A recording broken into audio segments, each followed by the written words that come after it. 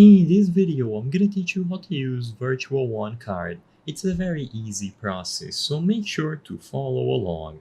In this video, I'm gonna show you the process of setting up your One Card, making sure that it is active and ready to be used wherever credit or debit cards are accepted.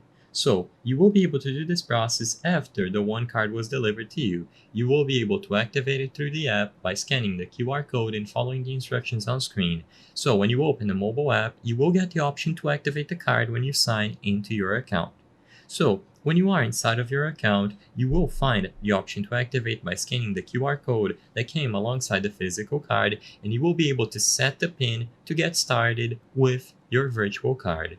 Once the first card is active and ready to use, you will find all the options related to managing it inside of the app, and you can use the card whenever credit or debit cards are accepted. You simply have to input your card number, expiration date, and security code, and you can make any purchases paying using your Virtual One card.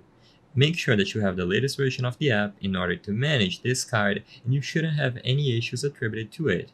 As long as you have enough balance on your account if you are using it as a debit card, or if you have enough limit if you are using it as a credit card, you will be good to go. If you encounter any problems while trying to do this, the best course of action is to talk to the customer support, as the card wasn't activated properly, or there could be settings blocking the usage of the cards, such as not being allowed to make transactions, online transactions, international transactions, etc. So this is why it's very important that you have the latest version of their mobile app to manage all of these settings while using your Virtual One card.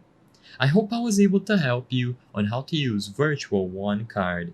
If this video helped you, please be sure to leave a like and subscribe for more very easy tips. Thank you for watching.